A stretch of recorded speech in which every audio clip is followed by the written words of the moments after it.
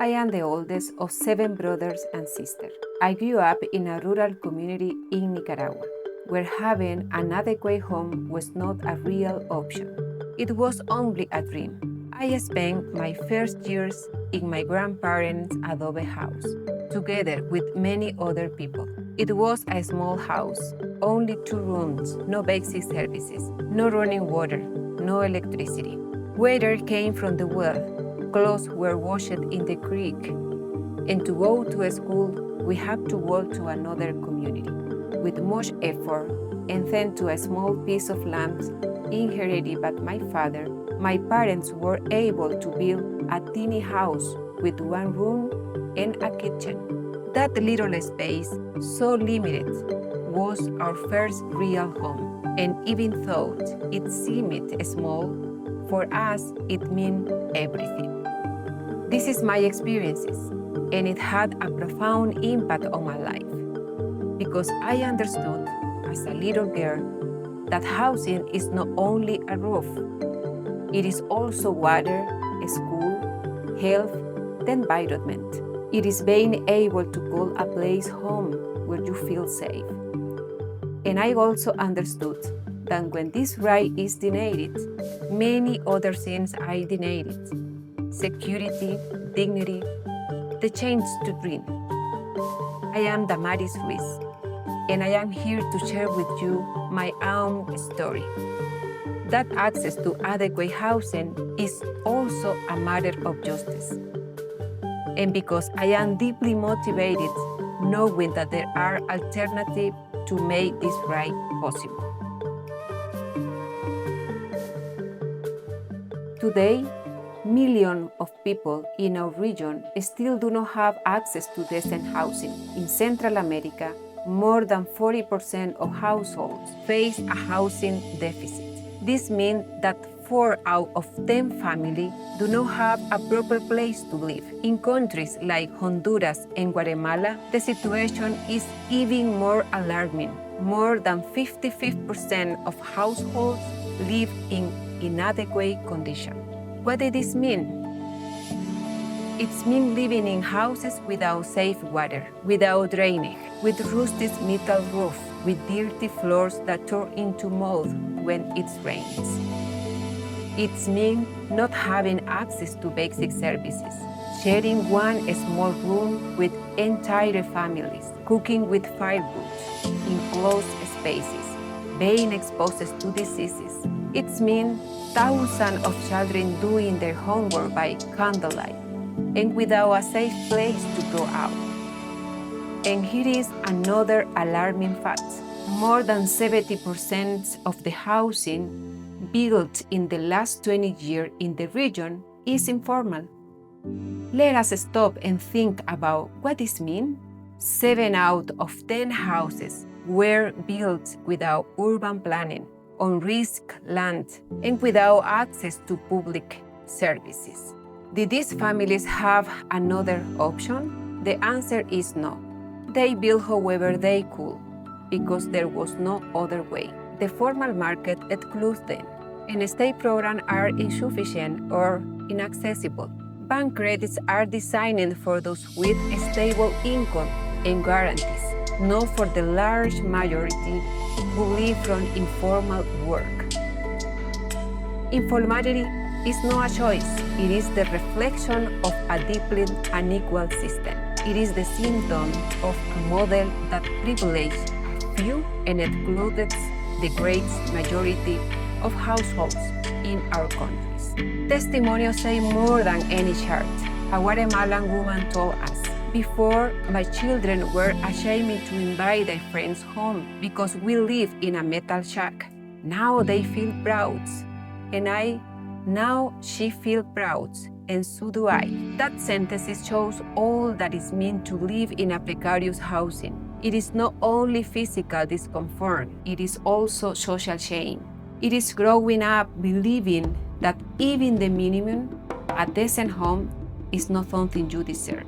This is not an individual, new, or insulated problem.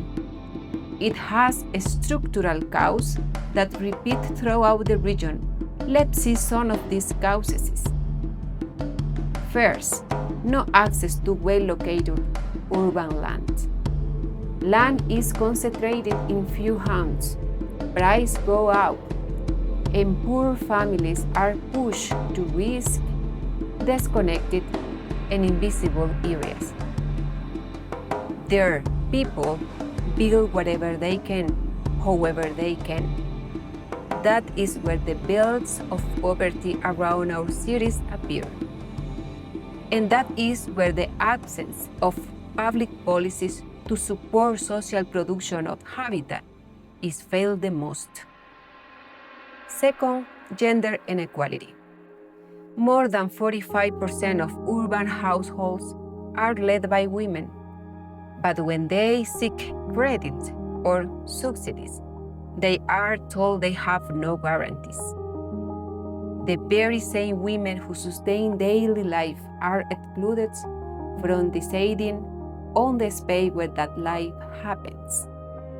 A Honduran cooperative member explained it clearly. They always tell women that we have no guarantees, that we cannot sign a loan, but we are the ones who guarantee the care of the family and the home. This exclusion reinforces the feminization of poverty, limits community development, and perpetuates inequality from mothers to daughters. Third, climate crisis. In Central America, hurricanes, storms, and landslides are no exception. They are recurrent. In 2020, hurricanes Eta and Iota destroyed more than 97,000 homes in the region.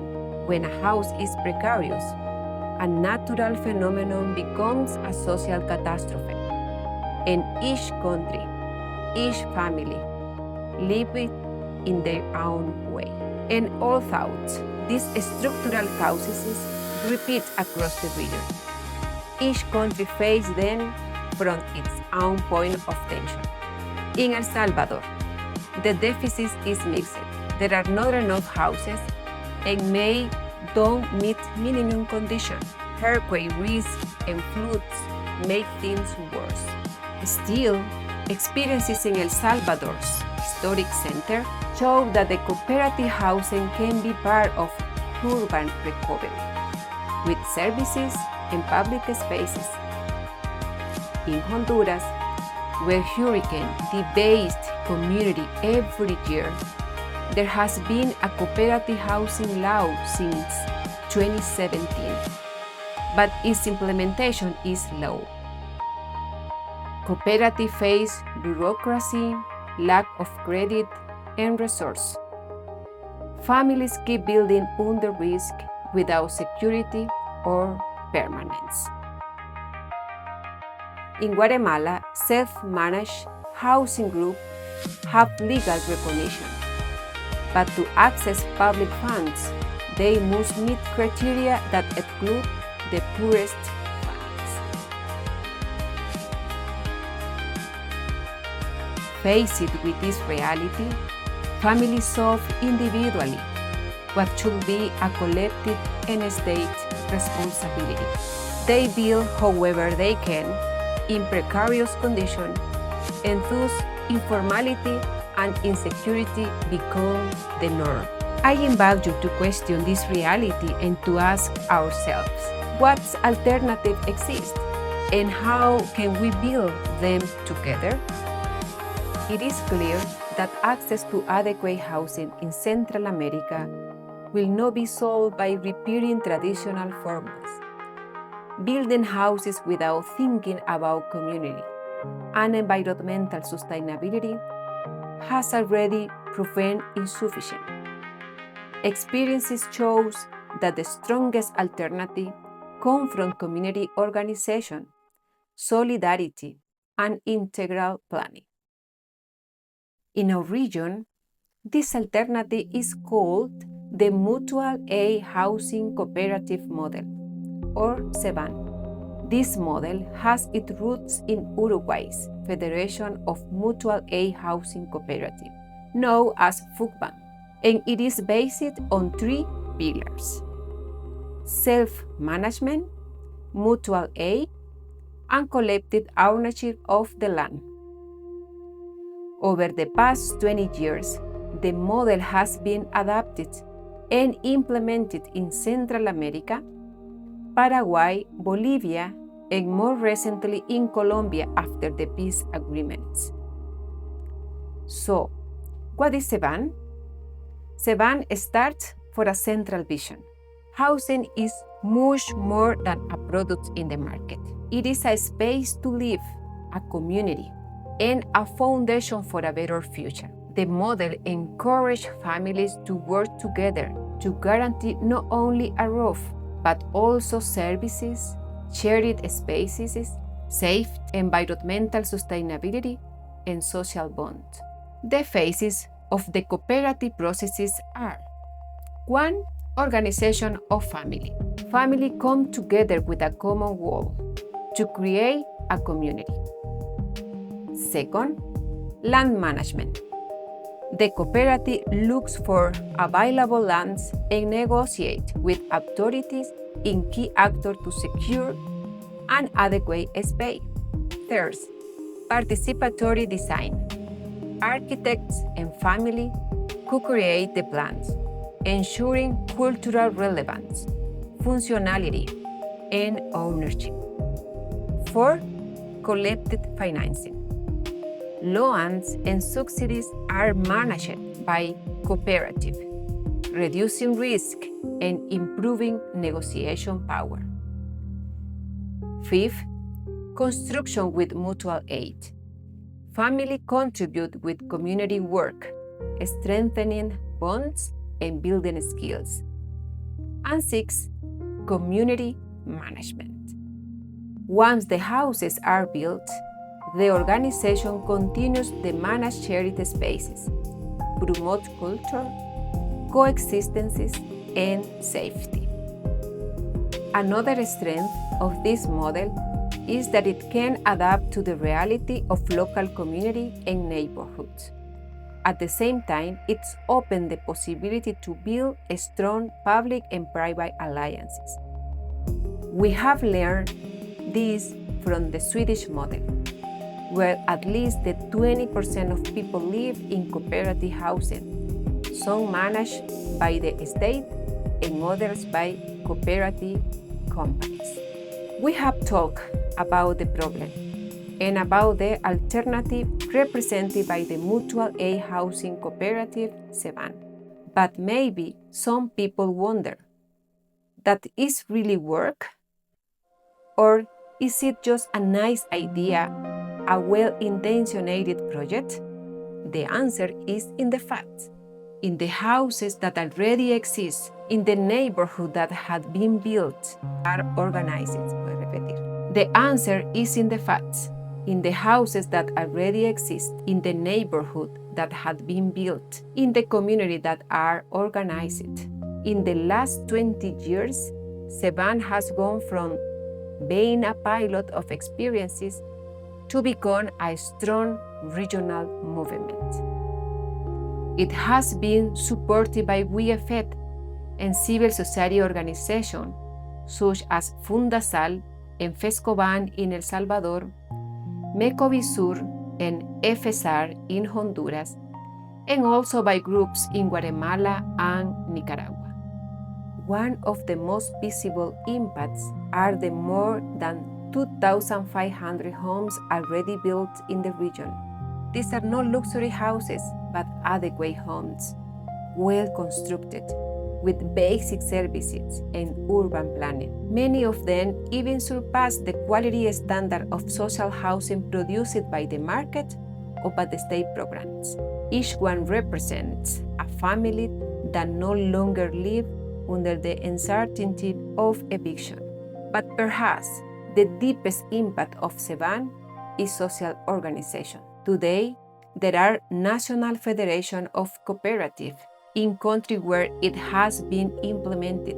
These federations bring together dozens of base cooperatives and represent hundreds of families. They not only manage housing, they influence public policy, propose new laws, participate in dialogue spaces and negotiate with governments and international cooperation. Another structural change is women leadership. More than 60% of cooperatives in Central America are led by women. Many of them, who were once seen only as caregivers, are now leaders, administrators, and credit managers. In addition, many cooperatives have organized community child care spaces, allowing women to participate actively without carrying the burden alone. And Nicaragua women express it this way. Here we learned that care is not only women's work. We organize it to take turns so that everyone could contribute. And that changed my life.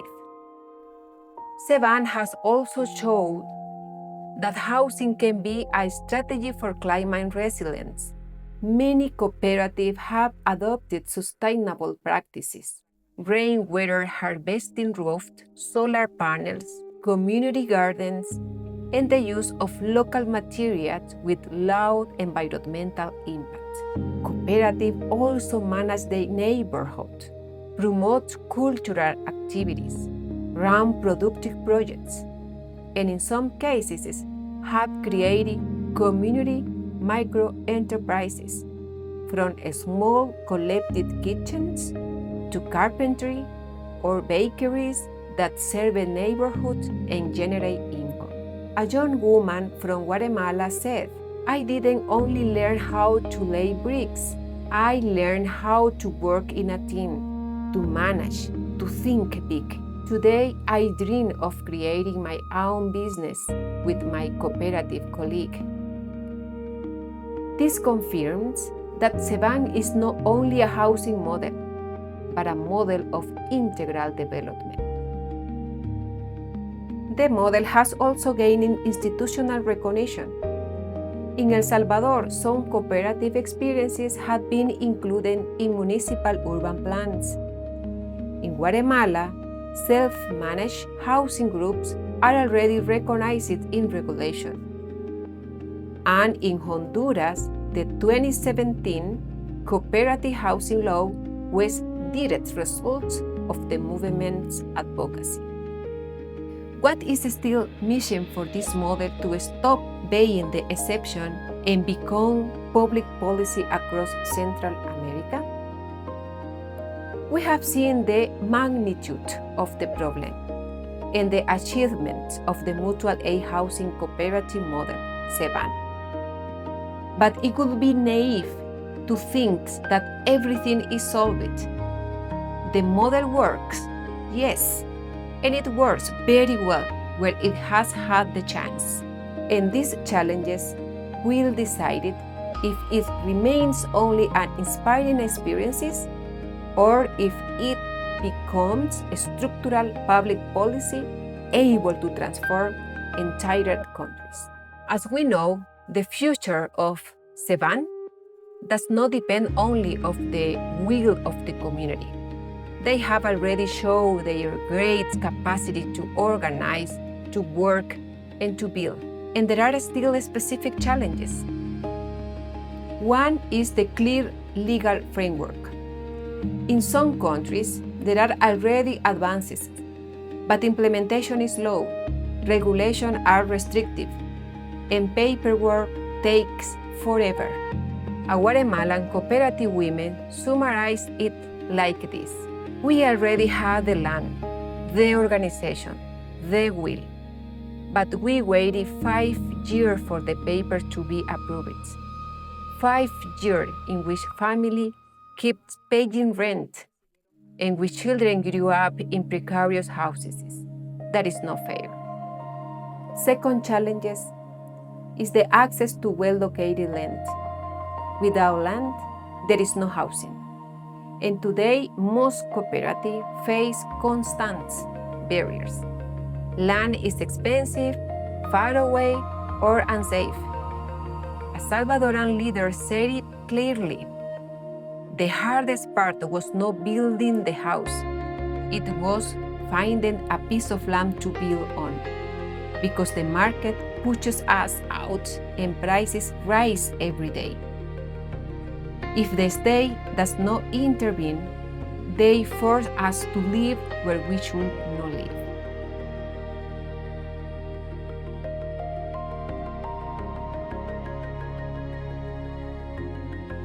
Third challenges: financing adapted to the cooperative logic. Today, almost all subsidy and loan systems are designed for individuals. They evaluate personal risks and demand guarantees that many families do not have. But in Sevan, the loan is managed by the cooperative. Risk is shared, and community work ensures repayment. Honduran cooperative women shared. They asked us for an individual land title to give us the loan. How could we have a title if what we wanted was to buy collectively land? We need a specific credit line, adapted subsidies, and collective guarantee, both in public and private bank. Fourth challenges: gender equality and shared care. This means to ensure that housing policies systematically include gender equality and shared responsibility for care. At WFED, we have years of experience proving that shared care is not a complement to housing development. It is a condition for equity and equality. Sevan has already made important steps in this direction. More than 60% of cooperative presidents are women. Leadership space had been opened, community care chief established, and in Honduras, even child care center have been created as part of the cooperative community design, an innovation that deserves recognition and replication. These experiences not only promote gender justice, they are also key to overcoming one of the more persistent barriers women face: time poverty. When care is not shared, women are trapped in dynamics that limit their participation in community, political, and economic life. Without time, there is no real opportunity to study, to start a business, to access decent job, or to lead processes. As Salvadorian women say it clearly, in the cooperative we learned that caring is also building, because while some of us were on the construction sites, others took care of the children. That is how we all managed to build our houses. Challenge number 5: making environmental sustainable the norm. Many cooperatives already use sustainable solutions: rainwater harvesting, solar panels, construction with local materials. Sustainability must stop being a luxury or a pilot project. It has to be part of requirements, incentives, and subsidies in housing policy. We need every project to consider climate risk from the beginning. Challenges number 6: overcoming bureaucracy and speeding up processes. Papers that take years, signatures that never arrive, requirements that change along the way. Many cooperatives give up not because of lack of will, but because exhausted. Guatemalan cooperative women said, "We spent 3 years waiting for one signature. 3 years in which family kept paying expensive rents, and which children kept growing up in metal shacks. When the signature finally arrived, several families had already left because they were tired or waiting." Challenge number 7: scaling the model national and regional. Sevan must be included in national plan, in laws, in municipal budgets, and in the regional agenda. As Salvadoran leaders shared it, our dream is not only to have houses. It is that people should no longer have to fight 20 years for a home. That the cooperative model becomes the rules, not the exception. These are the challenges we have ahead, and they call us to act with decision, with alliances, and with real political will. Without the commitment of everyone, the right to adequate housing will remain utopia. Let me summarize what is expected from each act. Let me summarize what is expected from each actor. To Minister of Housing, create laws, regulation, promote that recognize collective ownership and financial self-management.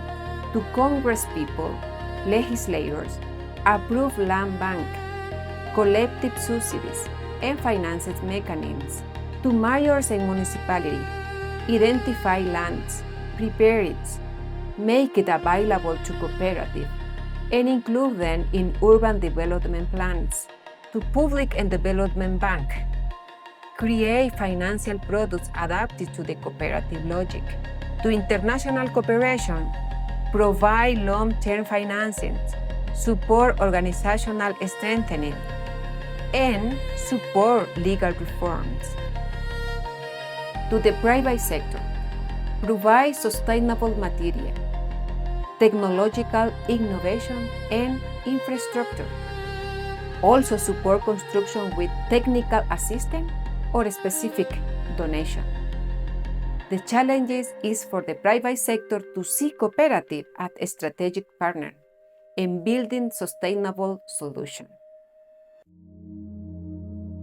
We have talked about the problem, analyzes the proposal, reviewed the achievements, and identified the challenges. Now it is time to look ahead and ask ourselves, where do we want to go? And most importantly, what do we need? We need strong, lasting, and transformative alliances, starting for regional alliances, building a shared agenda. One of the most important advances has been the recognition of the model at the regional level. CISCA, the Central America Social Integration Secretary, included cooperative housing in its agenda together with the Council of Ministers. This opened the door to joint policies, common initiative, possible access to regional financing, and shared instruments. It is also a call for national government to align their efforts. The Central American Bank for Economic Integration has shown a strong interest in CEPAN. This opens real possibility to create a specific credit line adapted to the reality of the model that WEFED has supported for more than 20 years. International cooperation has also shown growing interest in models that integrate rights, gender justice, environmental, sustainability, and multi-actor alliances. WEFED, as international cooperation organization with roots in the Swedish cooperative movement, will continue playing a strategic role to accompany, to serve a bridge to scale up, to give visibility, and to mobilize alliances. To close, I invite you to imagine a community or a neighborhood where every roof collects rainwater, every house has cross ventilation to reduce heat. There are community solar panels to reduce energy costs. There are daycare and care centers for children and dependent elders. There are collective gardens that feed families. There are projects that generate local jobs. There are cultural and sport spaces that strengthen community life. There are water and sanitation services. There is citizen safety. And everything is built with low carbon materials. This is already happening on a small scale. The challenge is to turn it into a large-scale public policy. At WeFed, we will continue to put our trust in communities, in federation, in local leadership. We want to remain a strategic ally, not a substitute of the cooperative housing movement. And today, we are calling on you. Let us join forces and create alliances so that decent housing stops being a privilege for a few and becomes a real right for all.